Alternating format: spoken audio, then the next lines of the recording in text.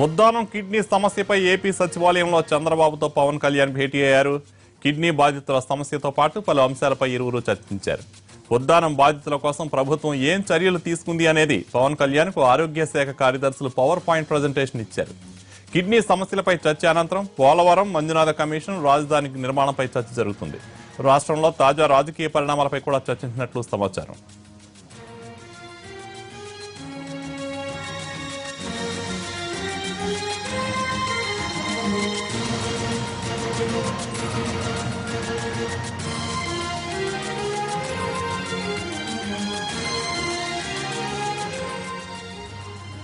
పవన్ కళ్యాణ్ చంద్రబాబుల సమావేశంపై మా ప్రతినిధి పిఎంఆర్ పూర్తి వివరాలు అందిస్తారు. పిఎంఆర్, ఈ కిడ్నీ సమస్యలే కాకుండా ఇంకా ఏ అంశాలు చర్చకు వచ్చాయంటారు?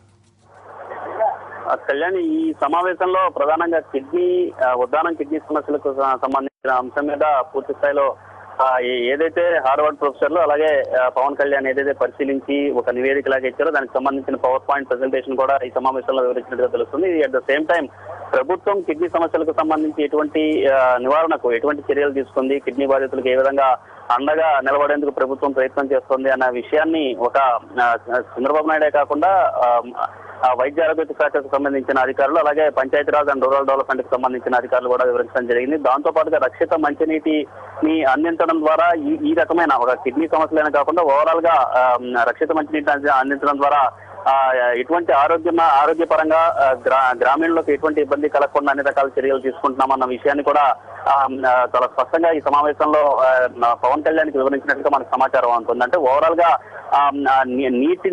నీటిలో కొంత కాలుష్యం ఉంటుంది కాబట్టి కొన్ని రకాల భూముల్లో నీటి కాలుష్యం ఉంటుంది కాబట్టి వాటిని నివారించేందుకు ఎక్కడైతే ఇటువంటి ఇబ్బందికర ప్రాంతాలు ఉన్నాయో అక్కడ నీటిని ఎన్టీఆర్ సుజలా పథకం ద్వారా అందిస్తున్నాం. వీలైతే మరిన్ని ప్లాంట్లు ఏర్పాటు చేసేందుకు కూడా ప్రభుత్వం సిద్ధంగా ఉంది. దీనికి సంబంధించిన కసరత్తు కూడా జరుగుతుందన్న విషయాన్ని ఈ సమావేశంలో ప్రస్తావన తీసుకొచ్చినట్టు తెలుస్తుంది. దీంతో పాటుగా జీవన్ దాన్ కార్యక్రమానికి సంబంధించిన అంశం కూడా ఈ సమావేశంలో ప్రస్తావనకు వచ్చినట్టుగా మనకి కొద్దిసేపటి క్రితం అధికారికంగా సమాచారం కూడా అందింది. ఎవరైనా చివరి దశలో ఉంటే వాళ్ళ అవయవాలను వేరే వారికి దానం చేసే బృహత్తర కార్యక్రమానికి తెలుగుదేశం ప్రభుత్వం శ్రీకారం చుట్టింది. జీవన్ దాన్ ట్రస్ట్ ను కూడా ఏర్పాటు చేసి దాన్ని పూర్తి స్థాయిలో ఇంప్లిమెంటేషన్ చేసే దిశగా ప్రభుత్వం ఇప్పటికే చర్యలు తీసుకున్న క్రమంలో ఆ జీవన్ దాన్ కార్యక్రమానికి బ్రాండ్ అంబాసిడర్ గా ఉండడం కూడా పవన్ కళ్యాణ్ అంగీకరించినట్టుగా తెలుస్తుంది. సో ఓవరాల్ గా ప్రస్తుతం ఇంకా ఉద్దానం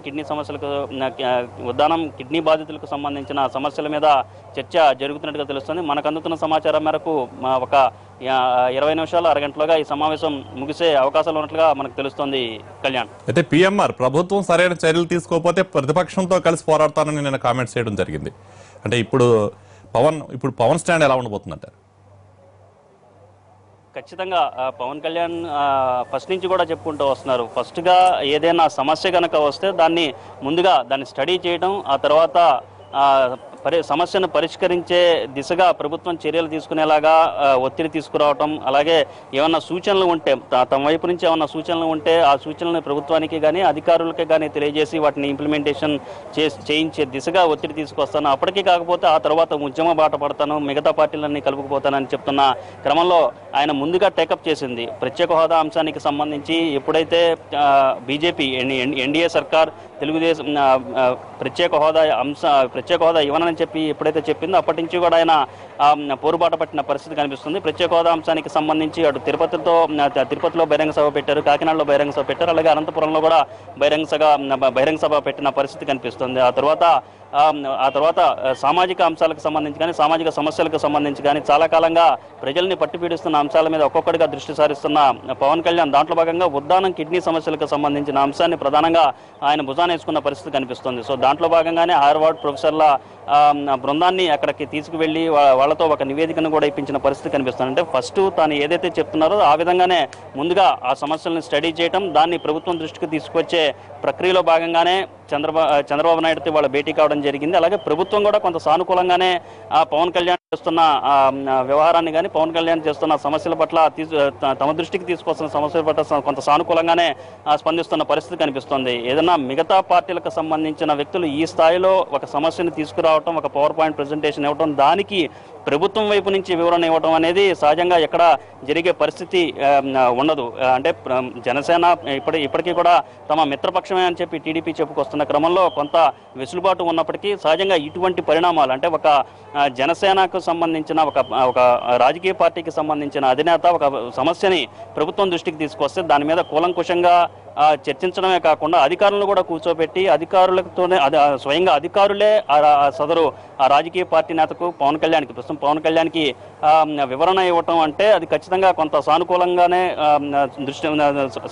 ప్రభుత్వం స్పందిస్తున్నట్టుగా భావించాలి. సో ఓవరాల్గా చూసుకుంటాం అంటే ప్రభుత్వం ఏదైతే చర్యలు చేపడుతుందో అలాగే ప్రభుత్వం ఏ విధంగా రెస్పాండ్ అయిన వ్యవహారానికి సంబంధించి కొంత పవన్ కళ్యాణ్ కూడా సంతృప్తి వ్యక్తపరిచే అవకాశాలు ఎక్కువగా ఉన్నట్టు కనిపిస్తున్న క్రమంలో ఒకవేళ అంటే ఈ సమావేశంలో గనక ఏదైనా ఇచ్చిన హామీలు నెరవేరకపోతే ఆ తర్వాత ప్రతిపక్షానికి వెళ్ళి వాళ్ళతో కలిసి పోరాడే అంశం మీద పవన్ కళ్యాణ్ పరిశీలించే అవకాశం ఉందని చెప్పి మనం భావించవచ్చు. Kalyan, thank you PMR.